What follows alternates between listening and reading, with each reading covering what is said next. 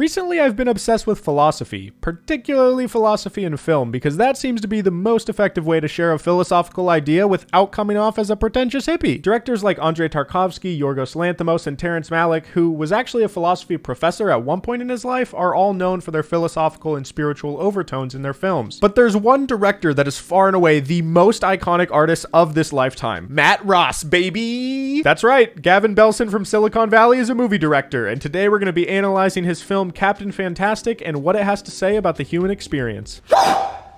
Well, this meeting was just absolutely fucking great. All jokes aside, it's pretty remarkable that this is Matt Ross's third directing credit because this movie is phenomenal. After my third rewatch, I can confidently say Captain Fantastic is one of the most thought-provoking movies I've ever seen. I took that directly from my Letterboxd page, so if you want to see my thoughts on every movie I watch, go follow me over there. Captain Fantastic is a 2014 dramedy starring Viggo Mortensen about a father who is devoted to raising his 6 kids with a rigorous physical and intellectual education in the middle of the forest, but is forced to leave his dream world and re-enter society, beginning a journey that challenges his idea of what it means to be a parent. Well, that's the synopsis, and it's not wrong by any means. That is what the movie's about, but to me, it's so much more than that. I believe Captain Fantastic is one of the most existentially and philosophically challenging films when it comes to the human condition and the absurdity of modern life. Today, we're going to analyze how one singular scene perfectly exemplifies these themes. Before I show you the scene, let's set the stage for those who haven't seen the film. On the surface, yes, this is a movie about a father raising his children in the woods and teaching them an incredibly unique lifestyle. Within the first 5 minutes, you witness Ben, aka Daddy Viggo, teaching Bo how to hunt and kill a deer with just their hands and a knife. They don't even use guns.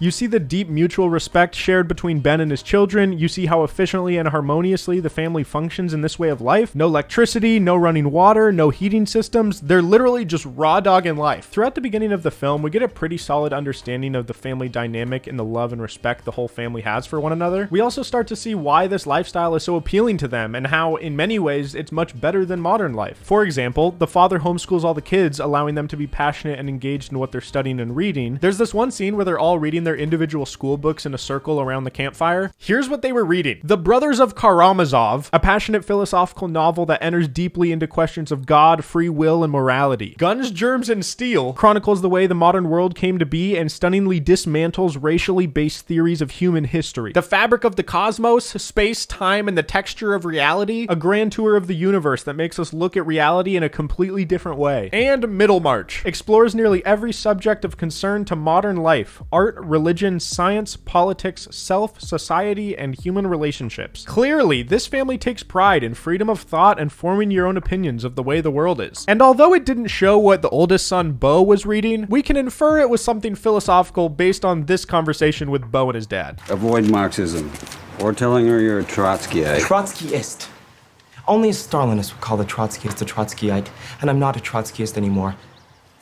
I'm a Maoist. As you can see, Bo's kind of fucking weird. In fact, all of his kids are weird. And it makes total sense why. They've never developed any social skills because the only thing they're ever around are their siblings' raw elk and dense philosophical readings from some dude in the 1800s. This is when we start to notice quite a few glaring issues with this style of parenting. For one, absolutely no social skills. The kids are smart, genuine, authentic, and intellectual, but can still barely talk to a regular person. She has penetrated deep inside of me, and I know that I have penetrated deep inside of your daughter, and not like that. Number 2, Ben intentionally puts his kids in danger. His son almost broke his wrist while doing family rock climbing in the middle of a rainstorm. His daughter fell off of a roof and almost died, and he makes them fight each other. And number 3, what if the kids don't want to live like that? Did they ever have a choice? At this point, you have an understanding of what the family is like, what their morals are, and why some people have issues with Ben's method of parenting. Now it's time to show you the scene that I believe encapsulates what the movie really stands for and wants us to consider.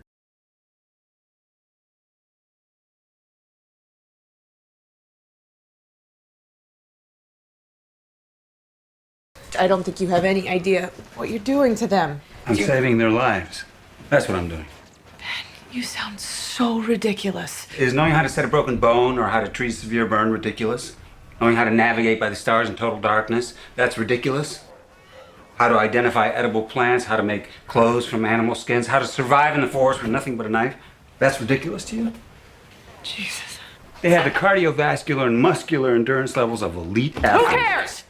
They're children.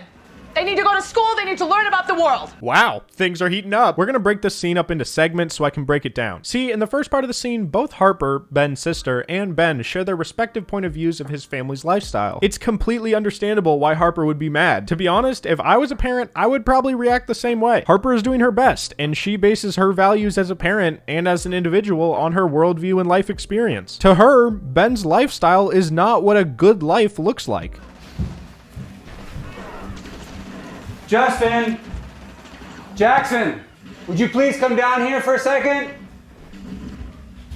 Hey friends, Future John here. I have been re-editing and exporting this video for over 10 hours.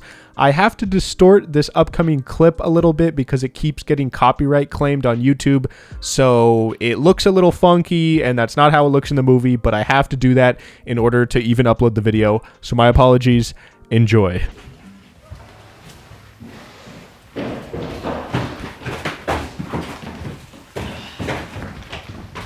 What? How old are you now, Jackson? 13. Can you tell me what the Bill of Rights is? What something costs, I guess. It's a good guess. No, it's not really a good guess. Justin, you're in high school? Yeah. Do you like your school? It's whatever. Do you know what the Bill of Rights is? It's a government thing, right? Like rights that people have in America and stuff. Yep. Notice how imprecise he is with his speech. It's simply a lazy answer, and Ben's family is not okay with that. Hey, Saja? Yes? Notice how Saja responds clearly and respectfully. Would you please come down here a moment, sweetie? I wanted to ask you a quick question. Saja just turned 8, by the way. The Bill of Rights. Amendment 1. Congress shall make no law respecting an establishment of religion or prohibiting the free exercise thereof or abridging the freedom of... Stop. Regurgitating memorized amendments isn't what I'm asking for. Just tell me something about it in your own words. In Ben's eyes, clearly his method of parenting is superior based on the way Saja thinks, acts, and talks. My goal here is to try and explain the scene from Ben's perspective. We'll talk more about Harper's point of view in a minute. Without the Bill of Rights, we'd be more like China. Here, at least, we don't have warrantless searches. We have free speech. Citizens are protected from cruel and unusual punishments. That's Are nuts. protected. Wait a minute. At this point, Harper gets it. She knows what Ben's trying to prove. Saja, how would you characterize the 2010 Supreme Court decision on Citizens United? Corporations have the same rights as people, so there's no spending limit on candidates. Which means a country is ruled by corporations, and their lobbies to fund candidates and command their fealty by demanding... Jesus Christ. You made your point. We get it. It's very impressive. All of you. And that's a wrap. Harper doesn't want her kids to feel bad or dumb, once again sheltering them from being humiliated. The important thing to understand about this scene is that Ben is not trying to humiliate the kids or make them feel stupid in any way. He's trying to prove his point that he does not place his values as a person or as a parent in the same things as most of the people in modernity. We'll talk more about the scene in a moment, but first, let me read you a description of this movie from Raising Children Network, because I think it's important. Captain Fantastic is an emotionally touching and poignant movie about grief, the difficulties of parenting, and the importance of respect. Because of disturbing themes and scenes and coarse language, Captain Fantastic isn't suitable for young children. It's most suitable for viewers aged 15 years and older. Obviously, that was posted by Raising Children Network, so it's probably focused on family and parenting, but that's so ironic because that's literally the whole point that Ben is trying to make with the way he raises his children. He treats them like adults. What's sexual intercourse? When a man sticks his carrot in a woman's hole. I believe beneath the surface of this scene, Matt Ross wants us to consider some deeper questions about life, the world, and our place within it. Why should we follow the status quo? Who or what defines the right way to live? Why do we willingly and sometimes blindly accept the way modern society functions? Why is philosophy and intellectual logical discourse not a more common part of the education system? How should we talk to our children? Are we really doing them a favor by protecting them from certain realities of life? What are we supposed to do if we fundamentally reject some of the core assumptions of modern society? What if you disagree when someone says that's just the way the world is? Although the argument between Ben and Harper is about parenting, I think it goes a lot deeper than that. At their core, what Ben's family is doing is rejecting modernity. They are choosing to not participate in this technology-driven capitalist society. The same way Buddhist monks might spend years in the Himalayan mountains in isolation. The same way some hippies move to communes and live entirely off the land. The same way there's a new generation of van lifers who just drive around and work random odd jobs to make enough money to keep going. Sure, in some sense, this lifestyle is admirable. I think to many people, myself included, rejecting modernity is a fantasy deeply encoded in my DNA. It feels like some deeply natural human thing that would be incredibly fulfilling. In fact, it took me 3 viewings to really understand why Harper was so upset in the first place. But after my 3rd viewing, I can confidently say,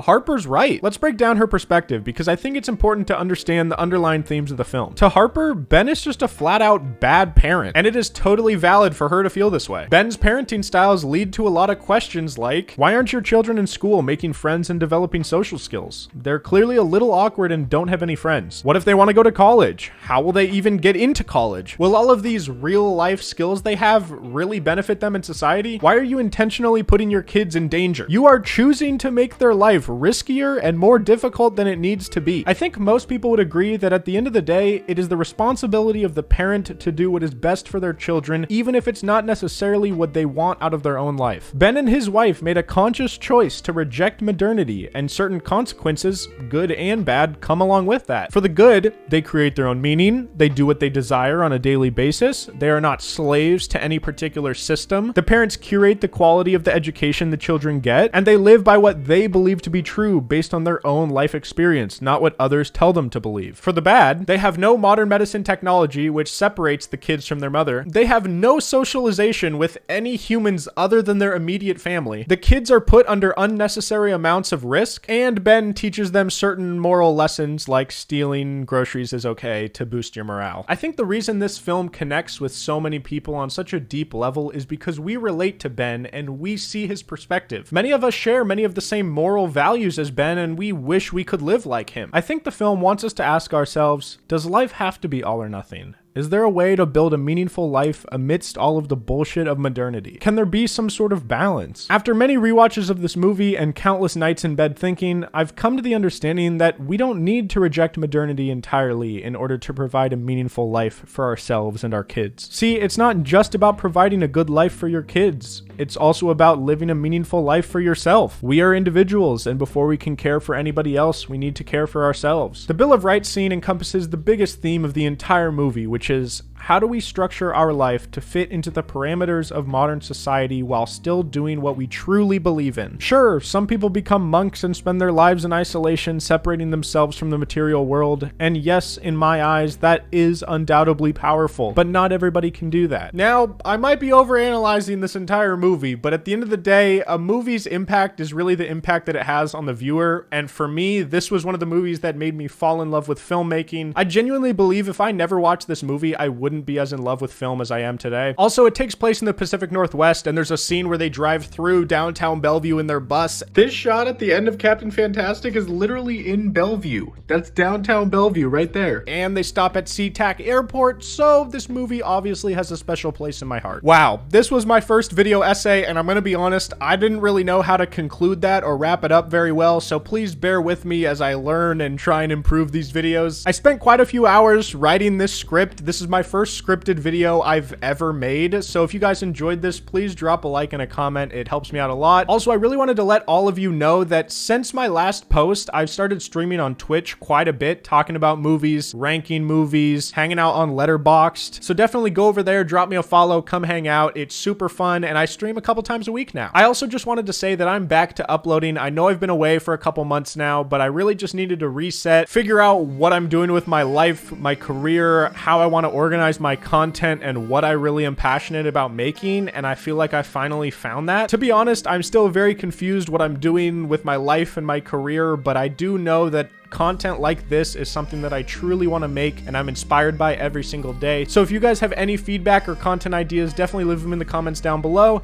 Thank you again for watching, and I'll see you guys next week. Peace.